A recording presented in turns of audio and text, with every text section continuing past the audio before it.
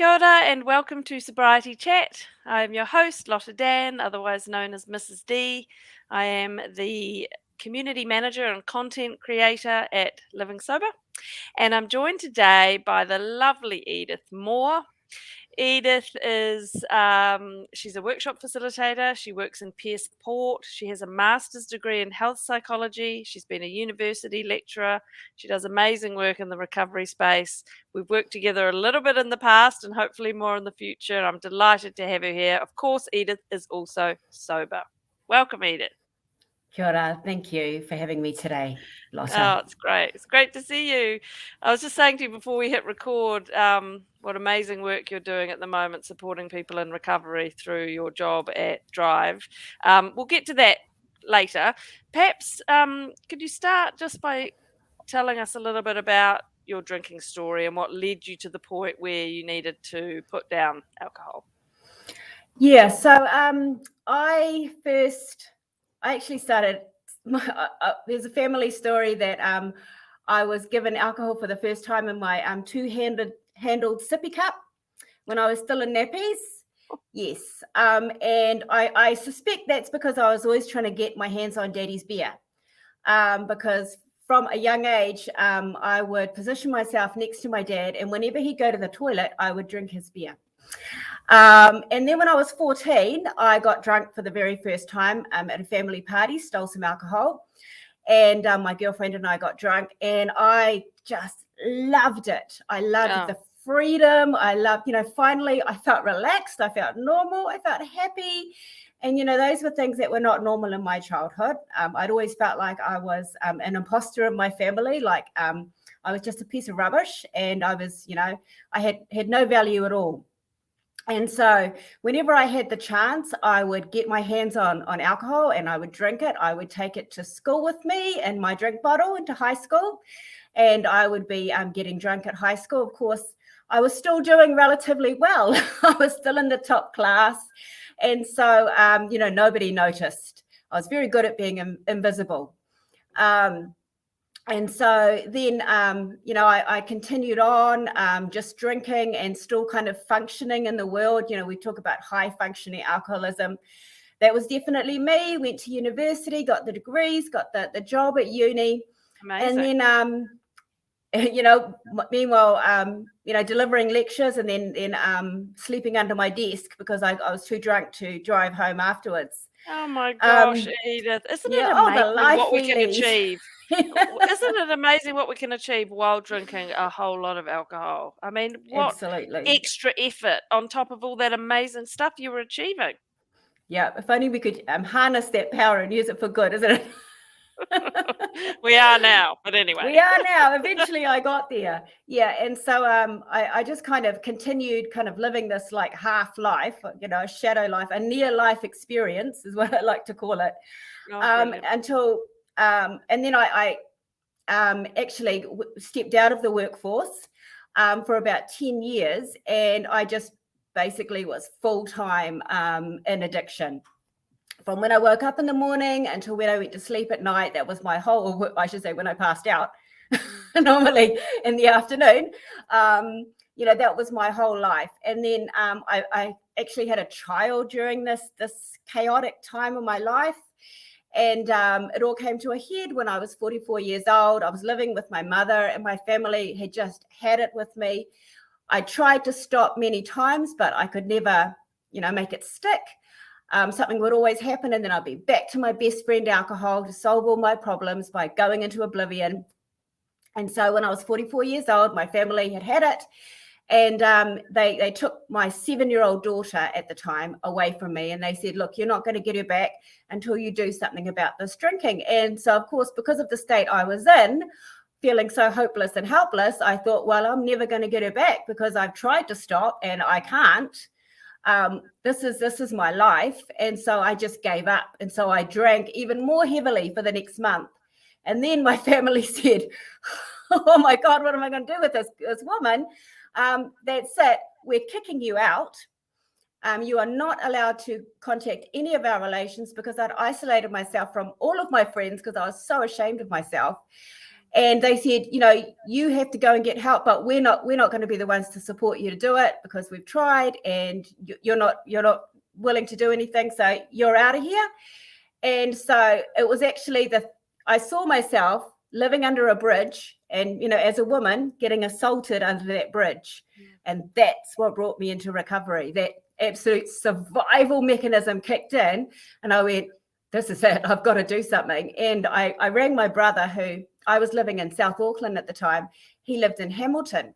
And I rang him and I said, can I come and stay with you? I promise I will not drink. I promise I will do something about this. And, I think it's kind of the first miracle, our miracle in my life, that he said, okay, as long as, you are doing this, I will let you come and stay for a short amount of time. And so that's when my recovery journey started. He came and picked me up that day. And 3 days later, they had me at a service called Care NZ in Hamilton. And then very quickly, because they were pushing people to move me along faster, get me out of their house. But thank goodness they did. And so I went to a residential transition house there in Hamilton. And then I was able to get into higher ground in a residential treatment centre really, really quickly. So I think I was really still very young in my recovery when I hit higher ground treatment centre. And so grateful for that place. I like to say they scared me straight. I never want to have to go back there. But boy, I found out why I was drinking in that place. Okay. There's so much. Yeah. I mean, wow. First of all, how amazing. And, just so brilliant that you've got yourself into recovery and do the work that you do now. But there's a lot in that story, which I'd like to just, if you don't mind, go back a little bit. So those years when you were still managing to hold your life together, when you were studying, achieving, your qualifications, and then working, but yet drinking hard, and as you say, like sleeping under the desk at night, what sort of internal dialogue did you have going on? Did you know that there was a problem, or were you sort of like, this is normal, this is fine? How was that inner world for you before you left work? How was it for you living that life? So I think that I realized that I was an alcoholic at about 21 years of age. I realized really early that I'm not drinking the same way that other people are. We're all young, we're all having fun, but I'm going that little bit further. Yeah. And I'm already at that stage. I was already hiding how much I was drinking. I was drinking alone. I preferred to drink alone. Yeah. I knew really early on. And but I would pursue lots of things. Like I was a great lover of Oprah. And whatever new thing, Oprah was doing, I was in there trying to learn more about myself, taking bits and pieces from what she was teaching and the books that she was recommending, trying to kind of cobble together some kind of wellness plan for myself. And so that's mainly what I was doing. I was using these self-help books and these, these great, wise people in this area and trying to, try new things every few months. Yeah, anything but take the booze away, because it's terrifying to think of living without it, right? And you've shared a little, and we don't have to go into detail about your childhood, but obviously there was a really hurt little girl in there who wasn't feeling good. And so how did you help her along, if we can jump forward again to when you did enter recovery and you went to higher ground and there was all that pain under there that never, how did you work with that? Because that must have been hard, was it? Yeah, absolutely. And one of the pivotal things in my counseling experience was when my counselor said to me, because straight away when I discovered it was because of childhood neglect, that's where everything stemmed from. Straight away, I went into forgiving my parents. And she said, stop, Edith, stop. And understanding where my parents were coming from, because they had their own trauma that they were, managing. And she said, stop, you can hold both things, Edith. You can be angry with them and you can understand. It's not an either or. And I had to allow myself to be angry with my parents, which was just, you just don't do that in my world. You're always understanding, you're always giving, sacrificing. But then at the same time, So I realized that, well, that I had to, there was this little girl who was in pain, and that I had to find a way to, reparent this little girl, to give her And, what she hadn't been given. and And part of so, that was honoring the pain. And yeah, isn't that interesting that part of that has to be going, well, what happened to me wasn't cool for that little girl, for any little child. And that doesn't mean I don't love my parents and forgive them, but also it wasn't cool. yeah. And it's okay to be angry. It's okay to, to cry it out. And, all those feelings that I've been suppressing, it's like, no, it's okay. They're healing. We've got to let them come up. So yeah, lots of tears, lots of anger, lots of rage. Yeah, what did that But look like that's for you? okay. Was it, because I see you now and you're so poised and, wise and good at what you do, but it must have been messy at times. Oh, absolutely. And that's why I'm so great. I was in this therapeutic community that they call it, where I was hidden away. Yeah. Like one of the things that they made me do was, we want to see your emotions on your face, Edith, what you're actually feeling, not everything's okay, I'm great, I'm so happy I'm here. So I actually had to walk out into the community and think to myself, how do I feel? And it's like, I feel really pissed off. And I had to show it on my face. What does pissed off look like, Edith? And so, yeah, because it's just so foreign to me. It was always put on the mask, put on the mask. Think about other people. You don't want to scare anyone. You don't want to upset anyone. You want to be bringing joy into the world. But totally lost on the inside because you're not honouring how you're really feeling. I mean, it's so cliched, isn't it? But we have to honour how we feel. I mean, I was a little bit the same. I wanted to be happy, upbeat Lotta all the time. La, la, la. Everything's happy. And actually inside I was hugely sad, really, really sad. And I'd pushed that away my whole life. And it wasn't until actually I'd been sober for a few years when I started letting it out. And it was uncomfortable. Gosh, I did not like it. It was a sort of holding on, trying to not let it come. But when you take the booze away, you cannot hide from what's underneath. That's right. It all comes up, and that's so scary, isn't it? It's so scary. It's like, where did all of this rage come from? I don't understand it. It's like, you've been medicating yourself with alcohol to suppress it. That's where it's coming from. So how do you deal with things now? If you have a day where you're angry or sad, and we're not always in nice therapeutic communities where we can just let it, where they're wanting us to, how do you look after yourself now and let yourself kind of be that fully emotional person? So one of the things that I realized really early on in my recovery was I have a very strong inner critic, a very active inner critic. And so I needed to switch that around to an inner cheerleader.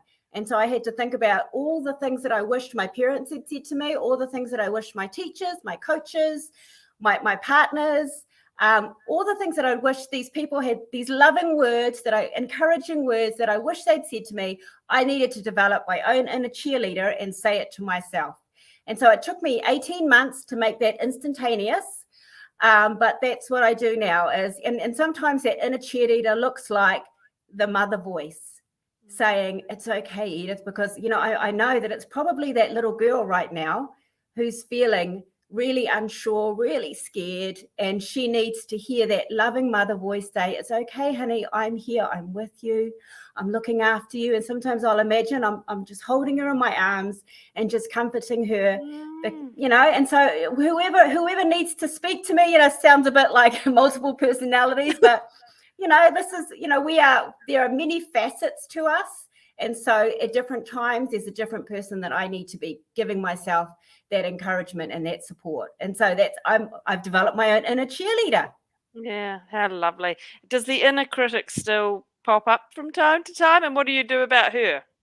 Yeah, 100%. Quite often something will happen and I'll still hear stupid. That's the first thing that comes in. You're stupid? You're stupid, like stupid. that. That's why I had to go to university. I had to prove that I wasn't stupid. Like I have this degree. You can't call me stupid. But you know what? My family still call me stupid. So, and so it was like, but hey, I got a degree. That's all good. I still got that. It's still very useful. But yeah, so now when that happens and I hear that, I go, that's not right. You know, I'm a human being. I'm doing the best I can. We all make mistakes. Goodness, you know, what can I learn from this? Come on, let's just sort this out. And so straight away I go into, you know, what is the lesson from this and what do we need to do now? And, you know, beating myself up is not going to help this situation. We want to move forward, please. But also, you know, maybe I just need to say, okay, well, I am feeling really scared right now. I am feeling really unsure of myself right now. And, you know, maybe I just need to give myself that you know, in a hug as well. So, yeah, Maybe whatever's needed. yeah, that's right. So sort of recognizing the reason why that inner critic popped up then. I mean, this kind of identifying what your inner voice is and then working out ways to turn it around and nurture yourself. This takes time and it's so internal. How could we possibly do it if we're pouring alcohol at like it's impossible. You know, Yeah. if there's alcohol in the brain, you can't tap into those and take the time. And you say it took 18 months. Take the time to recognize it doesn't just happen one day. You have to kind of over and over and then try turning it around, try turning and sit in the discomfort. And, you know, it's a slow process. And I think I mentioned to you, a lot of our members are in those early days and they're really struggling, some of them, because it's hard work. It, you know, how reassuring do we need to be about the fact that it takes time and to be gentle and kind on yourself?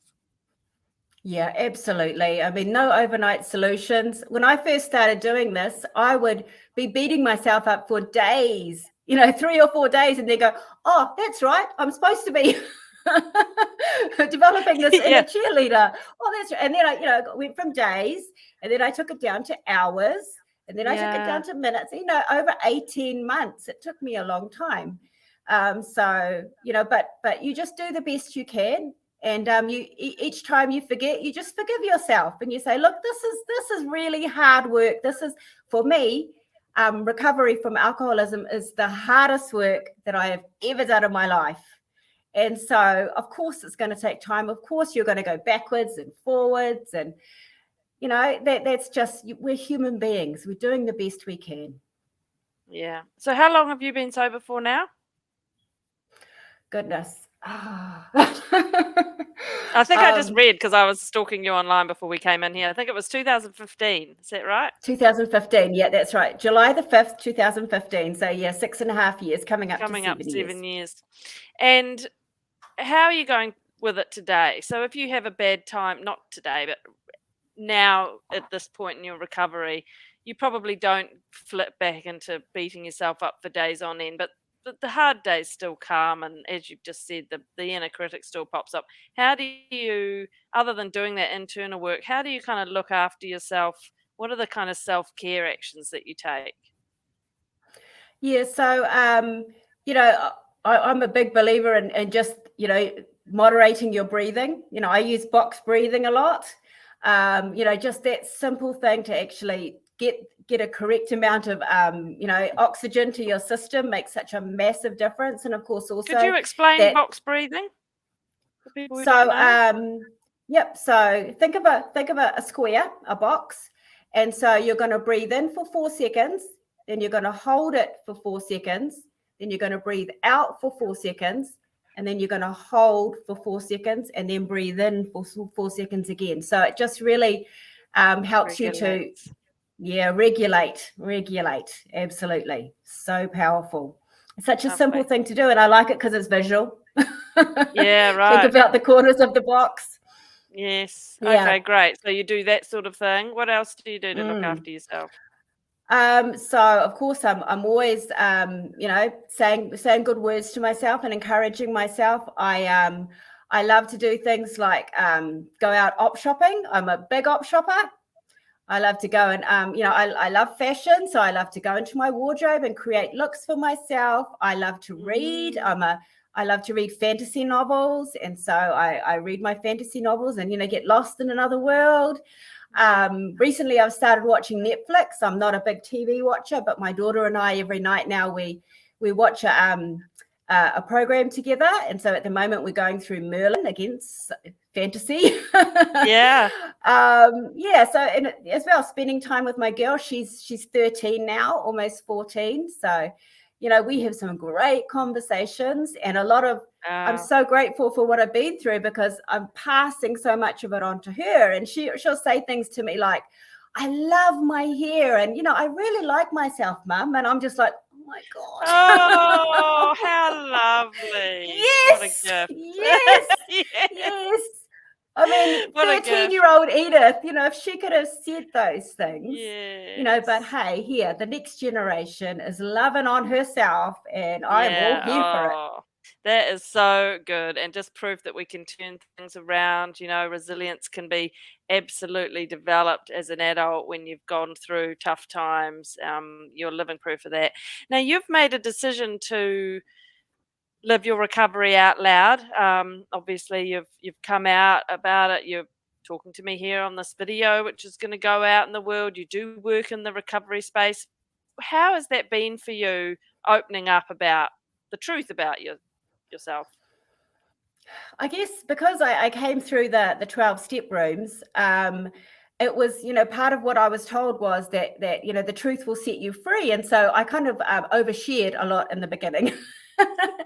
And so I was just used to being open about it. And then when I kind of came into this role at Drive, I already had that skill. And so it was, the thing that made the difference for me in recovery was going to my first AA meeting and feeling hopeless and helpless there in Wellington. I was 3 days sober at this stage, and a woman got up and she looked like she was on her lunch break. She was dressed really nicely. I loved the outfit, and she shared my story. And I just, it was just that magical moment. Wow. And that's what she gave me, the gift of hope that day. And that's when my recovery started, because I believed that it was possible, because she was living proof. So all these people in this room can't be lying to me. This must be possible because these guys are all doing it. And so I walked out of that meeting, and, my recovery began because of that woman.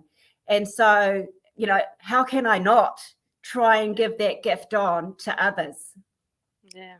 I know the irony is, and there is still so much stigma around and misunderstanding around addiction and shame. And, we often say addiction thrives in the dark. It wants to keep us feeling bad, broken, wrong, and ashamed, right? That's what's going to keep us in this miserable place.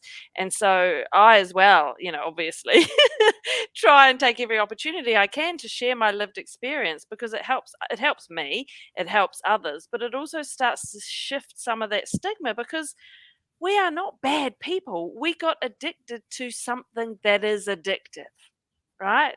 And oftentimes there is emotional stuff in the background which everyone deals with. So the more that we can share openly, I do believe the better, because also then we'll start to shift, hopefully, the wider society, in terms of the way people think about not just the people who are struggling, but other people as well, so that they can hopefully support the regulation changes we so desperately need if we're really going to change, particularly around alcohol, right? Because it's so prevalent and so embedded into our culture.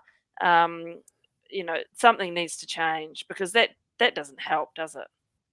No, absolutely not. When, where I came from, Manurewa in South Auckland, the bottle shops are it's just ridiculous, the number of bottle shops, on every corner almost, and school children, passing one or two as they're walking, to school every day. Yeah. I mean, for me, where I was living, I had a 15-minute walk in one direction or a 15-minute walk in the other, because of course I'd lost my car keys.